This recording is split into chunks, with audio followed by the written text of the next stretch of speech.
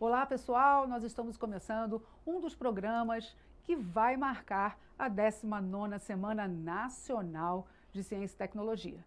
A Semana Nacional é promovida pelo governo federal, mas tem uma edição paranaense. É o Paraná Faz Ciência 2022. Vai ser uma série de programas em que nós vamos discutir o que o Paraná faz para beneficiar a sociedade por meio de pesquisas, projetos. E hoje, aqui nesse nosso bate-papo, nós vamos discutir a questão de que é preciso fazer, mas é preciso também divulgar o que se faz na área de ciência, tecnologia e inovação aqui no nosso estado. Para isso, a gente convidou duas professoras da Universidade Estadual de Maringá. Nós vamos discutir divulgação científica. As nossas convidadas são a professora Débora de Mello Gonçalves Santana, que é professora da área de anatomia aqui da Universidade Estadual de Maringá, e também vamos conversar com a professora Eliane Papa Ambrósio, que é da área da genética aqui da Universidade Estadual de Maringá. Nós não podemos deixar de destacar que essa produção está sendo feita com uma equipe da Superintendência de Ciência, Tecnologia e Ensino Superior do Paraná, a SET, e a Fundação Araucária. Tudo bom, professores? Eu pensei aqui e falei, nossa, como vou apresentar essas pesquisadoras, essas professoras? Eu achei melhor pedir para que vocês se apresentem. O que vocês acham? Sim. Professora Débora, diz pra gente qual é a sua trajetória aí na área da ciência. Fale pra gente. Enquanto isso, eu vou sentar aqui para bater um papo mais informal com vocês. Muito bem, eu sou a professora Débora, então, como você disse, estou ligada à pesquisa, à pós-graduação, ao ensino aqui na Universidade Estadual de Maringá já há bastante tempo. Sou farmacêutica, sou também pedagoga e estudei no mestrado, no doutorado, que são as continuações do estudo depois da graduação, um pouco sobre biologia celular, especificamente a célula neurônio. Trabalho com neurociência, em laboratório, também com seres humanos e gosto muito da divulgação científica, algo que me acompanha desde a graduação, tanto em ações de divulgação midiática, mas também principalmente nos museus de ciências aqui no MUD, o Museu Dinâmico Interdisciplinar. Estamos doidos para saber quais são essas experiências, mas aguarde aí que primeiro eu vou querer saber também um pouquinho da história. Quem é a professora Eliane Papa Ambrósio? Eu sou a professora Eliane, como você já disse, e sou formada aqui na UEM, sou bióloga. A minha pós-graduação, mestrado e doutorado, como a professora Débora disse, eu fiz na Unesp, em Botucatu, e parte eu fiz no Hospital AC Camargo, em São Paulo. Então, eu trabalhei com a parte de genética, mas dentro da oncologia. Então, são temas muito próximos. Eu retornei para Maringá e sou professora substituta, temporária há 10 anos, aqui na Universidade Estadual de Maringá, lecionando genética. Nesse tempo, eu trabalhei também com aconselhamento genético, que é um processo de comunicação com a comunidade acerca de doenças genéticas, juntamente com o médico, trabalhou com diagnóstico e tudo mais. E esse envolvimento já me trouxe mais perto da divulgação, que é a ideia de transmitir o conhecimento para as pessoas, mas de uma forma que elas entendam, de uma forma clara, não aquela... Isso é uma questão que eu queria discutir com as duas professoras agora. A gente fala de divulgação científica, comunicação científica, mas qual é, né? Não tratar de conceito, né? Mas como é que a gente poderia explicar para as pessoas o que é divulgação científica? Eu acho que a gente parte de um pressuposto de que é ciência, né? Começamos com toda criança tem um entusiasmo pela ciência. Em geral, ciência é tudo que envolve o ser vivo. E a gente se especializa, cada um num pedacinho da ciência, porque ela é muito ampla e muito complexa. E como você ficar falando sobre temas científicos, processos, metodologias, de uma forma que não só aquela comunidade que teve a oportunidade de estudar e se especializar, entenda, mas que você possa abraçar toda a comunidade, estendendo coisas que são do interesse comum. A senhora concorda, então, com a professora Eliane? Com Como é que é certeza. Eu acho que partimos do primeiro princípio que é todos podem entender de ciência. Talvez nem todos queiram, mas que vai marcar? mas em forma geral, os conceitos podem ser sim entendidos por todos. E isso para isso é preciso que a gente adeque a nossa forma de falar, a nossa forma de mostrar.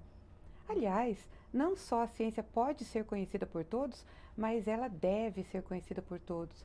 Porque, como a Eliane estava falando, nós estamos aqui na universidade, em laboratórios, em hospitais, estudando há décadas, quando a gente fala de graduação, mestrado, doutorado, e as pessoas que estão ao nosso redor nem sempre sabem o que é que nós estamos fazendo.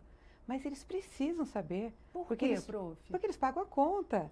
E porque eles pagam a conta em todos os sentidos. Eles pagam a conta tanto financeira, nas nossas bolsas, no nosso salário. Todos nós, com os nossos impostos, pagamos essas contas.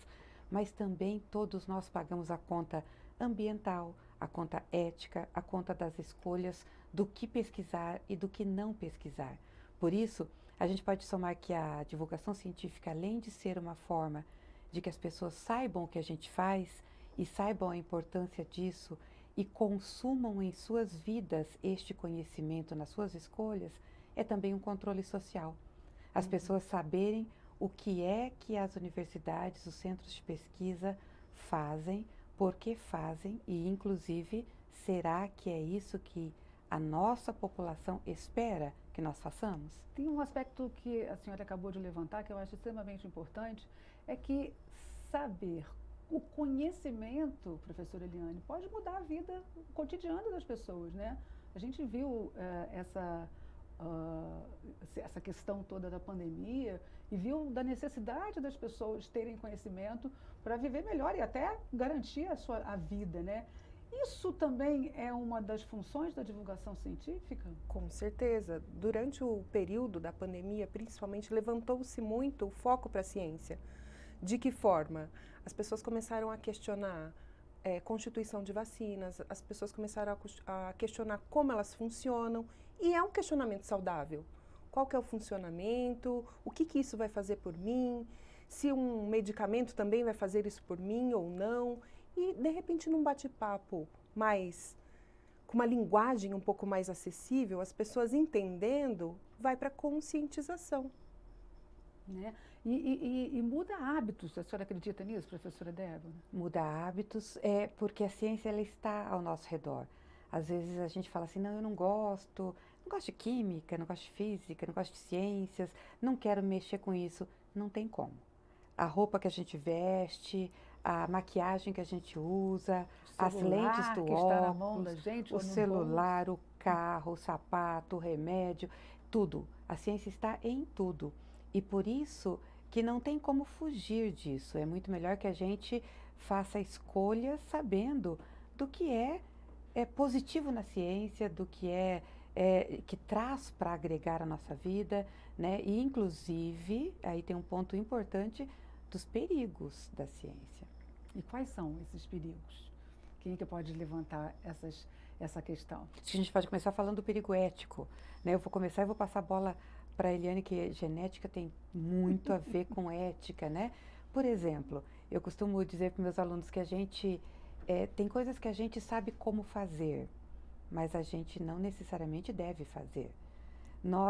Vou dar o exemplo então, já que estamos com a especialista em genética, de clones, não é? Que coisa mais estranha isso, a gente tem os filmes, as novelas que falam de clone e a gente fala assim, mas será que a gente tem tecnologia para fazer clone em laboratório? Eu acredito que a gente tem tecnologia, mas será que a gente tem que clonar todo mundo por isso? O que você acha disso, Eliane? É uma questão bem polêmica, né? Toda a ética, ela envolve polêmicas em geral. É claro que clonar um ser humano, tem até novelas que falam sobre isso, e que daí cai no gosto popular. Mas cientificamente, aquele clone vai ter a mesma personalidade, vai ter a mesma constituição, vai ter a constituição genética, mas e todo o restante? Se a gente pensar que a clonagem já é uma realidade em plantas e animais, mas não em humanos, talvez porque não é possível, ou porque não é conveniente, não é eticamente. Por isso que tem, inclusive, os conselhos de ética, que muita gente acha que barram os processos científicos, mas, na verdade, é um filtro que leva a pensar, será que essa pesquisa é eticamente aceitável? E qual que é o impacto dessa pesquisa para a população? Exatamente. Porque tem que ter esse retorno. Agora, voltando aqui para o nosso tema, divulgação científica, mais querendo focar já na experiência de vocês duas, eu penso que nem todo pesquisador, nem todo professor tem essa tendência, né, a pensar na importância da divulgação científica. Me conta, professora Débora, como é que a senhora entrou neste mundo, neste universo da divulgação científica? Eu acho que quando a gente não tem esta veia de valorizar a divulgação científica, a culpa é nossa, né? Porque nós formamos mal. E a gente precisa formar pessoas que compreendam. A culpa é do professor, né? A culpa é do professor e do professor do professor e assim a genealogia inteira, porque nós precisamos respeitar a nossa comunidade e entender que nós, né, principalmente em instituições públicas, temos que apresentar esses resultados a ela. Mas eu comecei porque o meu professor não teve essa falha, né? Então, o meu orientador, o professor Marcílio Rubner de Miranda Neto, o professor Marcílio até hoje é um grande divulgador da ciência. É uma pessoa que merece destaque, merece né? destaque. E a gente chegava ao laboratório lá com 17 anos de idade, querendo fazer coisas coloridas no laboratório, mexer com estar de jaleco, e não tinha muita escolha, não. A gente tinha que fazer de tudo, né? E conversar com as pessoas e fazer-se entender e ouvi-las. E isso é algo que eu procuro passar para as gerações de estudantes que eu formo, né? E a gente precisa, sim, se esforçar para aprender quem não sabe. Talvez nem todo mundo vai gostar muito da TV ou do rádio, mas tem outras formas de se fazer isso e de principalmente reconhecer essa importância. E a senhora, professora, como é que, né, seus olhos foram direcionados para essa área da divulgação científica? Eu acho que eu sempre tive envolvida em eventos. Eu lembro de participar das primeiras semanas da biologia da UEM. Não vamos falar quanto tempo, não precisa. Não precisa. Mas as primeiras semanas da biologia, o que é a Semana da Biologia? É um evento que você começa a ver profissionais de outras instituições, você começa a entender o que outras pessoas fazem, e com isso você vai vendo a necessidade de também mostrar o que é feito. E daí, em toda a minha carreira, tanto acadêmica quanto pós, a gente trabalhou muito em feiras, onde você trabalhava com o público, divulgando ciência, como aluna mesmo. Por exemplo, eu lembro de participar de uma feira, onde a gente fazia a exposição sobre o gosto amargo de uma substância chamada PTC, que muita gente conhece, que algumas pessoas sentem o gosto amargo, outras não. Então, a gente fazia, para cada uma das pessoas ir provando doses diferenciadas, umas sentiam um gosto amargo, outras não, para ver a sensibilidade, e a gente explicava o fundo genético. E as pessoas ficavam maravilhadas. Então é muito legal você ver, mostrar um pouquinho do que você faz para alguém fora do seu mundo. E depois, como professora, a gente começou a trabalhar com isso, continuar a trabalhar com isso também na graduação. Então agora chegou o momento mais legal para a gente falar das experiências efetivamente, né, que a gente vem tendo, né, na Universidade Estadual de Maringá, capitaneadas aí, né, coordenadas por vocês, diretamente ligadas à divulgação científica. Vou começar então com a professora Débora, para a gente fazer uma jogada boa.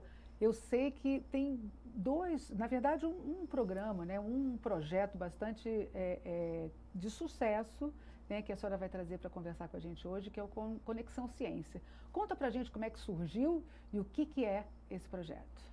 Isso é importante, né? A gente está na Semana Nacional de Ciência e Tecnologia, no mês de Ciência e Tecnologia, mas a gente trabalha com isso o ano todo, né? Para nós são todas semanas de Ciência e Tecnologia. E essas ações permanentes a gente organiza na forma de projetos. E esses projetos, esses programas, eles vão sendo organizados para que a gente tenha resultados ao longo do ano. Hoje nós vamos destacar aqui uma plataforma de projetos chamado C2 Conexão Ciência, e o Conexão Ciência surgiu ali no final de 2020, 2021 e está aí no ar desde então como uma proposta inovadora de levar para a comunidade em geral conhecimento científico de diferentes áreas que foi produzido aqui no Paraná, mas que cobre assuntos diferentes, mas com linguagens diferentes. A gente pode chamar isso de linguagens midiáticas diferentes, usando imagem, usando áudio, vídeo, texto, contando a história das pessoas, tornando mais próximo aquele conteúdo que às vezes parece tão difícil, mas que pode ser transformado em uma história a ser contada. Conexão Ciência, como plataforma, então ele tem site, tem as redes sociais, o canal de YouTube, os canais de podcast, e a gente, quando trabalha com um tema, a gente expõe esse assunto em todas essas mídias, fazendo com que haja maior engajamento de quem está acompanhando o assunto conosco. Em princípio, o Conexão Ciência teve o objetivo de dar visibilidade à produção científica das universidades estaduais, né? Isso. Ele tem como foco, lá no final, fazer uma rede, é isso? Isso mesmo. A gente quer mostrar muito o que o Paraná faz. Nós temos muita pesquisa de qualidade, pesquisadores experientes, muito a mostrar. Então, nós colocamos o Conexão Ciência, o C2, em etapas. A primeira etapa, como uma etapa mais interna, sendo divulgado ações aqui da própria universidade, para que a gente pudesse modular os modelos, para que a gente pudesse ter pilotos, testagens efetivamente, porque também é ciência, a comunicação da ciência, né? E estamos agora ingressando na segunda etapa, que é expandir para as demais instituições estaduais do Paraná. E objetivamos chegar na terceira etapa, em que a gente tem as ICTs, Instituições de Ciência e Tecnologia como um todo, as federais, os órgãos que produzem ciência, mas não são universidades, as universidades estaduais, e assim a gente possa ter essa grande rede de popularização da ciência do Paraná, mostrada para o nosso próprio povo, mas também para os outros estados e os outros países. Agora, tem uma peculiaridade do Conexão Ciência que a gente pode ver, o pessoal vai colocar o endereço aqui embaixo para as pessoas acessarem, né, para quem está nos assistindo aí acessar. Ele tem uma linguagem diferente, né, um texto diferente. E o que foi pensado, né, para se colocar esse tipo de produto mesmo, né, de divulgação científica no ar? Qual é o objetivo de mudar um pouco o modelo? O objetivo é trazer o engajamento, o envolvimento e a personalização desse conhecimento. A gente tende a se apegar mais a personagens. Então, quando a gente coloca, né, o lado pessoal, tanto do pesquisador, do consumidor, das pessoas, né, que estão ali envolvidas, nós vamos contando uma história com um personagem transitando por essa história. Nós todos somos personagens, nós somos cientistas, mas nós também somos mães ou pais, donos de casa, filhos, vamos ao supermercado, nós também, alguns jogam futebol, não é o meu caso, mas enfim, nós temos uma vida comum. E colocar essa divulgação da ciência no meio da nossa vida comum, da vida comum, né, de quem está nos assistindo e das pessoas que estão envolvidas, faz com que a gente tenha realmente um roteiro. Isso tem nome, né, storytelling, que hoje está sendo chamado assim, mas é uma forma de trazer engajamento da comunidade, contando histórias de personagens que fazem parte ali desde a produção ao consumo do conhecimento científico e do produto da ciência. Eu sei que a senhora tem várias outras experiências, mas primeiro nós vamos conhecer uma experiência da professora Eliane, que é sensacional, que tem tudo a ver com o trabalho dela, que é o Doutor Genética. Conta pra gente como é que surgiu, né? E qual é o objetivo por trás dessa iniciativa que é coordenada por você, né, professora, mas que tem uma alunada sensacional por trás, né, dando a maior apoio, né, para que se torne realidade. Tem, né? Sim, é um grupo, né, uma equipe Doutor Genética. O Doutor Genética ele surgiu por conta de um gap. Quando acabou o programa de aconselhamento genético, que era o Dr. Walter, a doutora Ana Maria, são professores que... Quando a gente fala de gap, é um vácuo. É um vácuo, né? Isso. Eles se aposentaram, então tiveram que fechar o programa que atendia pessoalmente a comunidade, atendia clinicamente e tudo mais.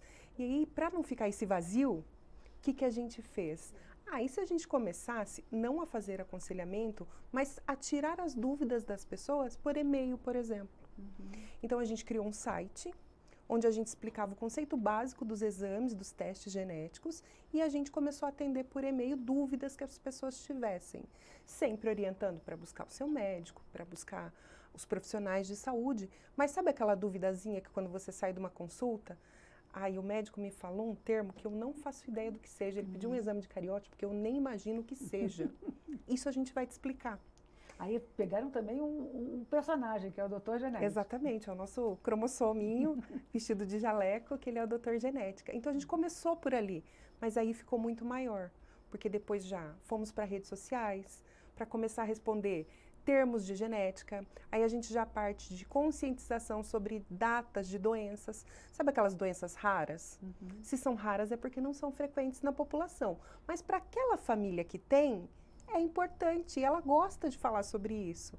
Então ela precisa, até mesmo para diminuir preconceito, para ajudar na integração dessas famílias na comunidade. Então a gente fala sobre datas de conscientização, explicando um pouquinho mais o que são esses distúrbios genéticos. A gente fala sobre cesta básica, é a nossa última sessão. O que é a cesta básica? Todo mundo precisa saber da base, é a nossa base de genética. Então, toda sexta-feira a gente traz conceitos básicos. Quem faz os videozinhos são os alunos. Videozinhos de 2 minutos explicando conceitos básicos. O de hoje saiu um sobre o que é o cabelo ruivo. Hoje nós estamos gravando esse programa no dia 21 de outubro. Só entrar na rede social do Dr. Genética lá que você vai poder descobrir e assistir a esse vídeo que a professora está citando aqui. Esse programa é gravado, por isso que eu estou marcando aqui a data direitinho para que você possa acessar se for necessário. Mas conta mais para a gente então. Então hoje, sexta-feira, teve essa cesta básica. Teve a cesta básica. Com o tema... Tema genética do cabelo ruivo. Tem sobre cor dos olhos, tem coisas básicas para as pessoas que, mas como que determinada característica é herdada? Então, tudo Fiquei isso... curiosa com a genética do cabelo ruivo. Você não vai contar para nós? Tem tempo, se for rapidinho, dá que tempo. São herdados, mas tem 2 minutinhos, eu vou dar audiência para os meus alunos e vou deixar o pessoal curioso para Então isso. tá bom, olha, tá vendo? Isso é que é valorizar o produto que ela está colocando no ar, tá vendo? Mas, prof, como é que é a organização do dia a dia, né? Como é que vocês se organizaram? Quem são esses alunos? São da pós, da graduação? Como é que funciona a organização de vocês? A gente tem tanto alunos da graduação quanto da pós. O programa de pós-graduação ambiental, que é o PBA da UEM, também está envolvido. E quais são os outros? E o departamento de biotecnologia genética. A gente faz algumas entradas por ano, normalmente no início do começo do ano letivo, um processo seletivo. Então faz um questionáriozinho, uma entrevista, se a pessoa já cursou genética, se não cursou. E aí a gente integra novos membros, a gente faz reuniões quinzenais. Atualmente essas reuniões estão online porque a gente pegou pessoas de fora da universidade também, que nas redes sociais queriam participar do Dr. Genética. Então tem gente de fora também, alunos de graduação que estão envolvidos. E a gente discute para esse mês o que tem de datas comemorativas, quais os posts que serão lançados no Instagram. Esses posts vão também para o nosso site. Como é que essas datas comemorativas? É o dia do... Dia da surdez, dia de conscientização sobre o autismo, dia de conscientização da síndrome de Down, doenças genéticas, que tem fundo genético. Olha, mas também tem o dia da obesidade. Será que tem fundo genético? Então, a gente explora a parte genética da obesidade. Então, acaba sendo multidisciplinar ali, em termos de saúde. Que legal. Agora, eu queria retomar com a professora Débora, que a gente não pode deixar de destacar, né, no programa de hoje, que é o trabalho que o Museu Dinâmico Interdisciplinar da UEM promove, né, em divulgação científica, né? Eu acho que a gente pode dar um gostinho, né, do que o MUD vem fazendo. A gente chama carinhosamente o Museu de MUD, o que ele vem fazendo aí já há décadas para colocar o conhecimento científico disponível para a sociedade. Olha, eu acho que um dos pontos principais do MUD, eu quero fazer um elo de ligação com o que a Eliane falou, é a formação de pessoas. Um estudante de graduação que passa por um programa e um projeto de divulgação científica como Dr. Genética, como Conexão Ciência, como o próprio MUD, e o MUD faz isso muito no atacado, né? Com muitas pessoas, ele tem uma formação diferenciada. não só se desenvolve na comunicação pessoal, interpessoal, mas também na valorização do público e na preparação para esse mundo da ciência e esse mundo da comunicação científica. Mas o MUDE, como um museu de ciências, museu que apresenta integração, interatividade, interdisciplinaridade, é um espaço que tem exposições permanentes, exposições temporárias, exposições mesmo, igual o museu. Esse que espaço tem dentro da Universidade Estadual de Maringá. dentro da Universidade Estadual de Maringá, um bloco todo. Tem ali coisas expostas, que são peças, que são obras de arte, jogos, modelos de experimento, experimentos acontecendo, modelos de ensino. E esses espaços temáticos, eles são visitados por escolares, por turmas, por famílias, por pessoas que estão passando por ali em visitas espontâneas. E essas pessoas, elas têm a oportunidade de interagir com essa exposição, com esse aparato exposto, né? Mas também de interagir com os mediadores, que são os monitores, que são os estudantes de graduação e pós-graduação, que farão a mediação entre aquele assunto que está exposto e o conhecimento da ciência, interagindo ali por conversa, com dúvidas, com o visitante. Mas vai muito além disso. Mas que áreas assim que o MUDE explora nessa estrutura, né, de visitação? Dentro do espaço físico do MUDE, predominam as ciências naturais, que nós poderíamos dizer, por exemplo, a entomologia, que é o estudo dos insetos, a zoologia e a ecologia, falando ali dos principais biomas do Brasil. Temos também a anatomia, histologia, embriologia, falando então do corpo humano em diferentes níveis de visão e também em diferentes fases da vida. A antropologia, a paleontologia está por ali. Temos uma exposição de doenças relacionadas ali ao hábito do tabagismo em suas múltiplas variações. Mas temos a física, uma experimentoteca e a ludoteca da física. Temos ainda a matemática, com jogos de matemática. A interação com a pesquisa na área de botânica, na área de produção de bromélias e orquídeas e também na área de segundo cérebro, que é uma área que estuda especificamente a neurociência, que está ali voltada para a integração cérebro e intestino. Além disso, temos áreas virtuais, como o canal do YouTube, como a revista científica, blog, site, redes sociais, e temos a itinerância, momento em que a gente sai levando uma parte do museu para outras regiões da cidade, do país, do estado, e todos os projetos fazem isso. E temos a parte artística, programa de rádio, temos ali peças de teatro, shows, palestras, shows, música, poesia, arte. E se você lembrar de alguma coisa que a gente não tem, a gente pode arrumar. Não tem problema, a gente dá um jeito, a equipe integra vai dar ali. um jeito de colocar no ar, né? Antes da gente falar mais um pouquinho sobre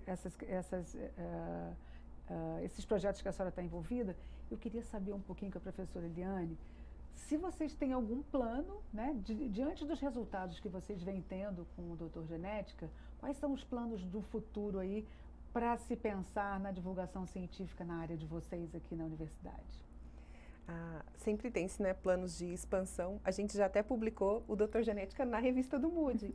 O desenvolvimento do site foi uma aluna que fez e foi o trabalho de conclusão de curso dela. Então, a gente utilizou também nosso parceiro da universidade para divulgar nosso trabalho. E a gente tem um jornal bimestral que chama Doutor Genética News, que ele tem sido usado como um material didático por professores. Olha que legal, professora. Muitos professores têm dado esse retorno falando que, nossa, que legal essa edição, porque a gente escolhe um tema e a cada 2 meses fala sobre esse tema. Os alunos que montam as matérias, a gente revisa e publica e fica disponível gratuitamente para download. Então, as pessoas também utilizam como material didático.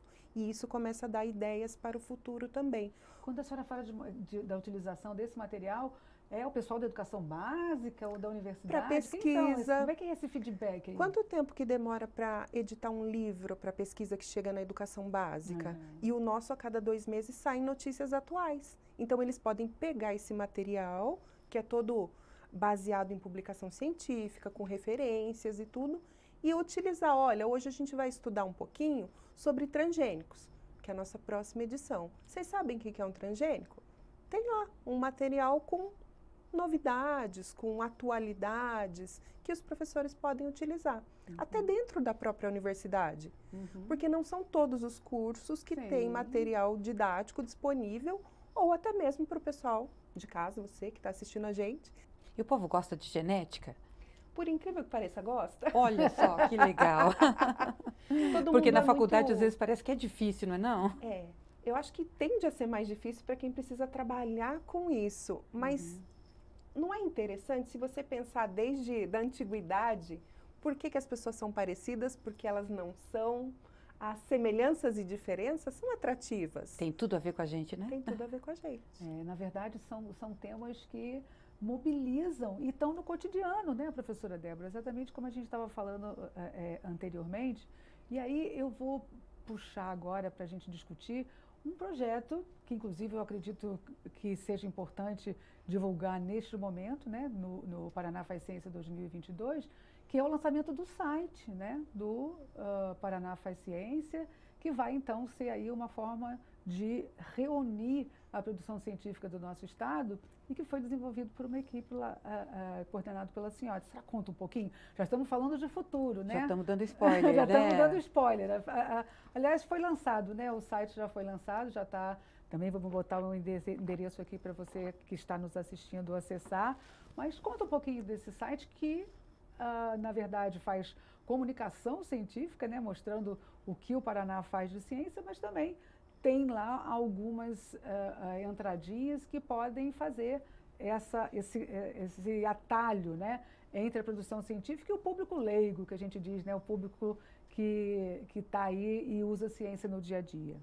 Exatamente. O Paraná Faz Ciência, ele está, então, agora inaugurando na forma de portal. Ele fica tem uma história boa, né? Vai ter. Ele fica hospedado dentro da UVPR, junto, né, ali da estrutura da SET.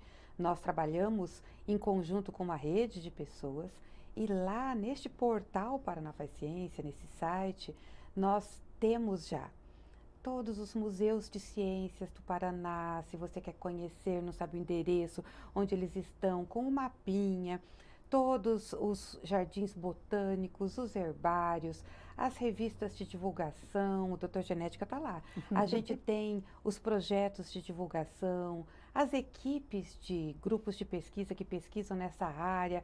Então, temos as notícias que saem e que são ali puxadas e trabalhadas. O Conexão Ciência está lá dentro também, não é? Então, as grandes ações do mundo da ciência paranaense e da divulgação científica paranaense, seja em nível local, como às vezes um evento de uma exposição que vai acontecer em uma cidade, quanto em nível regional, como um museu que atende aquela comunidade ao redor, como feiras de ciências, Olimpíadas Científicas, é muita coisa legal que estará reunida no portal.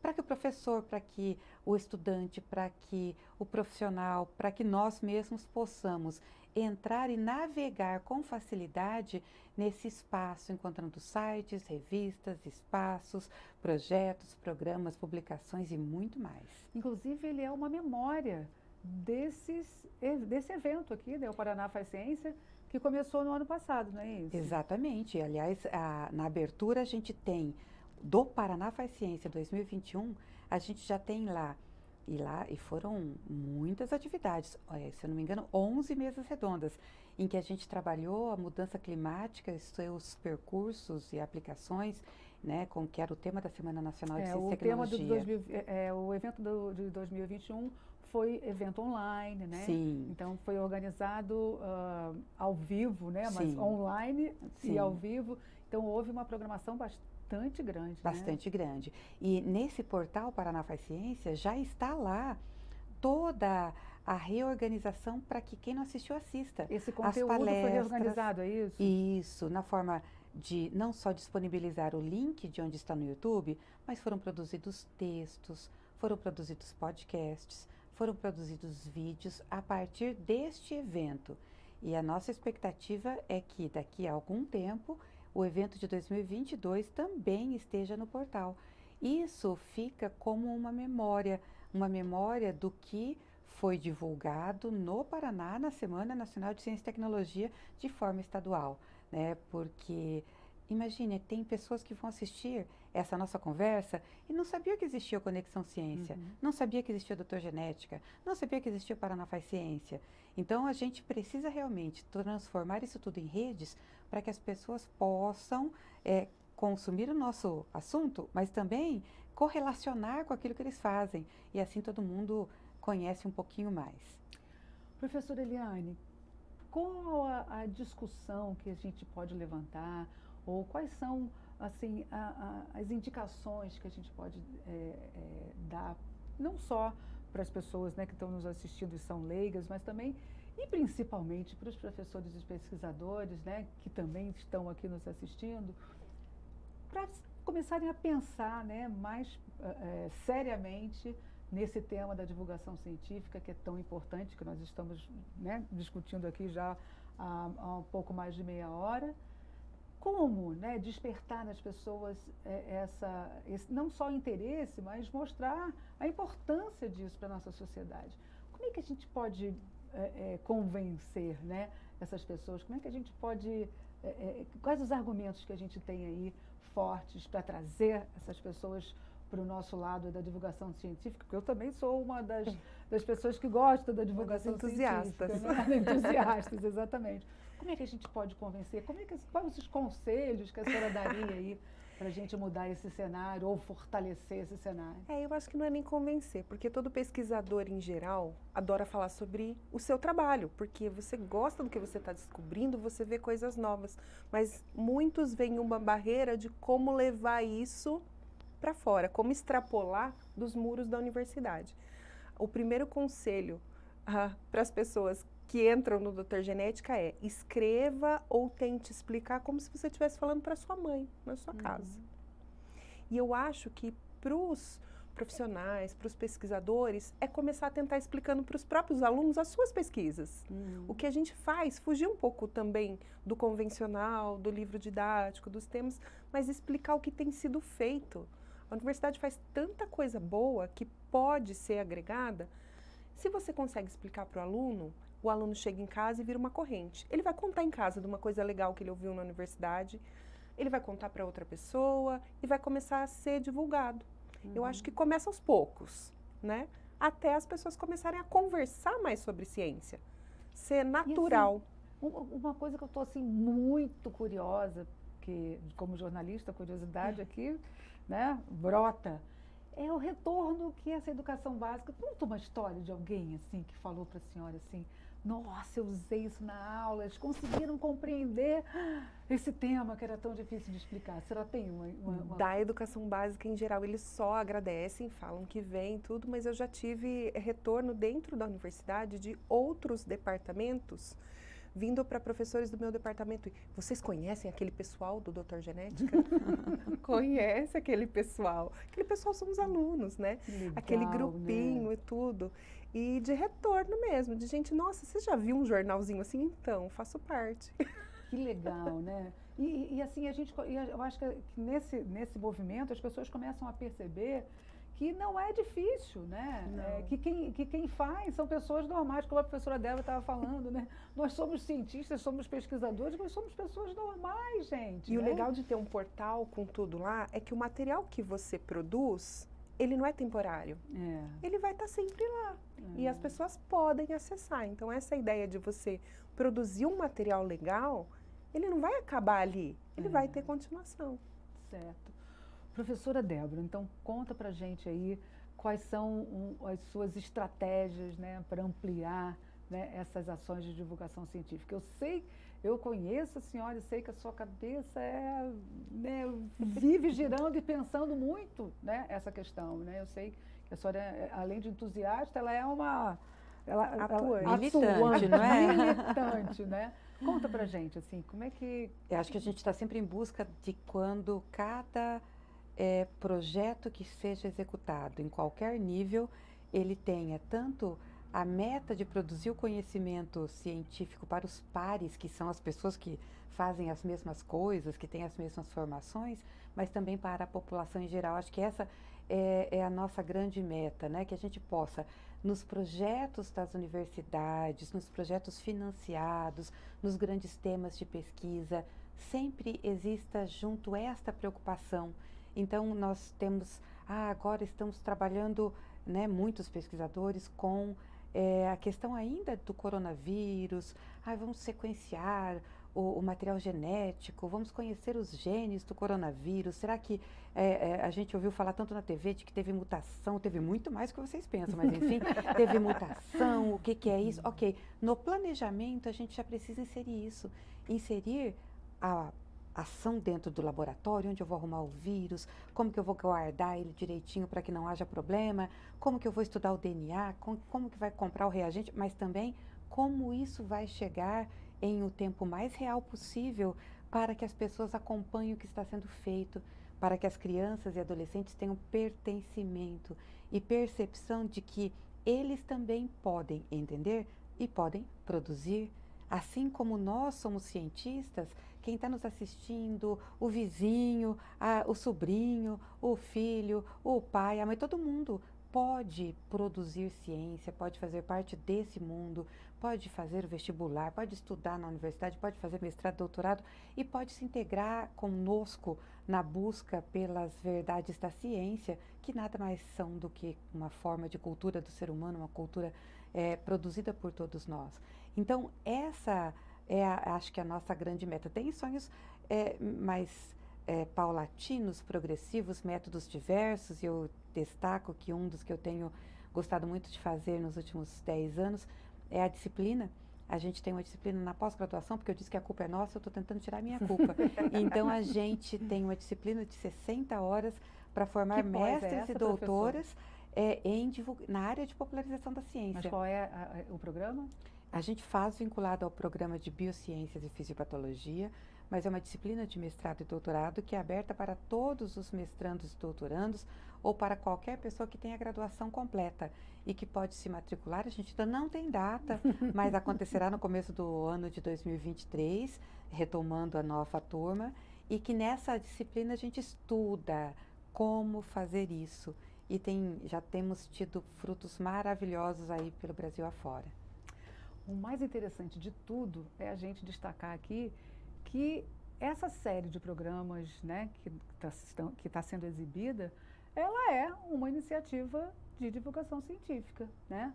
São vários temas, né, ambientais e de outras naturezas que estão sendo discutidos nesses programas, então, que fazem parte do Paraná Faz Ciência 2022, que esse evento, né, faz parte da 19ª Semana Nacional de Ciência e Tecnologia. A gente vai terminando, então, esse programa da série por aqui, agradecendo a professora Débora Santana e a professora Eliane Papa Ambrosio por terem conversado com a gente aqui sobre esse tema tão legal que é a divulgação científica. Obrigada, professora Débora. Um prazer estar aqui. Quero convidar todo mundo que está assistindo para consumir, para conhecer os nossos materiais do Doutor Genética, do C2, também do Paraná Faz Ciência. E para quem é cientista e está nos assistindo, vamos lá, vamos nos engajar todos para produzirmos mais conteúdo e para interagirmos melhor com a nossa sociedade. Muito obrigada. Professora Eliane, obrigada. Obrigada pela essa oportunidade da gente poder conversar um pouco sobre ciência, né? Isso é fazer divulgação, é conversar sobre. Quem tiver curiosidade, visite lá o @doutorgenética. Lá tem bastante coisa, tem o site, tem informação. E quando tiver possibilidade, conheça todos os nossos trabalhos dessa e de outras universidades. Obrigada, professoras. Então, só nos resta agradecer a oportunidade de estar falando sobre divulgação científica que foi nos dada aí pela Secretaria, pela Superintendência de Ciência, Tecnologia e Ensino Superior, a SET, e pela Fundação Araucária, nessa série de programas. Militante, não é? Militante, né? Conta pra gente, assim, como é que... Eu acho que a gente está sempre em busca de quando cada projeto que seja executado, em qualquer nível, ele tenha tanto a meta de produzir o conhecimento científico para os pares, que são as pessoas que fazem as mesmas coisas, que têm as mesmas formações, mas também para a população em geral. Acho que essa é a nossa grande meta, né? Que a gente possa, nos projetos das universidades, nos projetos financiados, nos grandes temas de pesquisa, sempre exista junto esta preocupação. Então, nós temos, agora estamos trabalhando, né, muitos pesquisadores com a questão ainda do coronavírus, vamos sequenciar o material genético, vamos conhecer os genes do coronavírus. Será que a gente ouviu falar tanto na TV de que teve mutação, teve muito mais do que vocês pensam, mas enfim, teve mutação, o que é isso? Ok, no planejamento a gente já precisa inserir isso, inserir a ação dentro do laboratório, onde eu vou arrumar o vírus, como que eu vou guardar ele direitinho para que não haja problema, como que eu vou estudar o DNA, como que vai comprar o reagente, mas também como isso vai chegar em o tempo mais real possível para que as pessoas acompanhem o que está sendo feito, para que as crianças e adolescentes tenham pertencimento e percepção de que eles também podem entender e podem produzir. Assim como nós somos cientistas, quem está nos assistindo, o vizinho, o sobrinho, o filho, o pai, a mãe, todo mundo pode produzir ciência, pode fazer parte desse mundo, pode fazer o vestibular, pode estudar na universidade, pode fazer mestrado, doutorado e pode se integrar conosco na busca pelas verdades da ciência, que nada mais são do que uma forma de cultura do ser humano, uma cultura produzida por todos nós. Então, essa acho que a nossa grande meta. Tem sonhos mais paulatinos, progressivos, métodos diversos, e eu destaco que um dos que eu tenho gostado muito de fazer nos últimos 10 anos é a disciplina. A gente tem uma disciplina na pós-graduação, porque eu disse que a culpa é nossa, eu estou tentando tirar a minha culpa. Então, a gente tem uma disciplina de 60 horas para formar mestres e doutoras na área de popularização da ciência. Mas qual é o programa? A gente faz vinculado ao programa de Biociências e Fisiopatologia, mas é uma disciplina de mestrado e doutorado que é aberta para todos os mestrandos e doutorandos ou para qualquer pessoa que tenha graduação completa e que pode se matricular. A gente ainda não tem data, mas acontecerá no começo do ano de 2023, retomando a nova turma, e que nessa disciplina a gente estuda como fazer isso. E já temos tido frutos maravilhosos aí pelo Brasil afora. O mais interessante de tudo é a gente destacar aqui que essa série de programas, né, que está sendo exibida, ela é uma iniciativa de divulgação científica, né? São vários temas, né, ambientais e de outras naturezas que estão sendo discutidos nesses programas, então, que fazem parte do Paraná Faz Ciência 2022, que esse evento, né, faz parte da 19ª Semana Nacional de Ciência e Tecnologia. A gente vai terminando, então, esse programa da série por aqui, agradecendo a professora Débora Santana e a professora Eliane Papa Ambrosio por terem conversado com a gente aqui sobre esse tema tão legal que é a divulgação científica. Obrigada, professora Débora. Foi um prazer estar aqui. Quero convidar todo mundo que está assistindo para consumir, para conhecer os nossos materiais, do Doutor Genética, do C2, também do Paraná Faz Ciência. E para quem é cientista e está nos assistindo, vamos lá, vamos nos engajar todos para produzirmos mais conteúdo e para interagirmos melhor com a nossa sociedade. Muito obrigada. Professora Eliane, obrigada. Obrigada pela essa oportunidade da gente poder conversar um pouco sobre ciência, né? Isso é fazer divulgação, é conversar sobre. Quem tiver curiosidade, visite lá o @doutorgenética.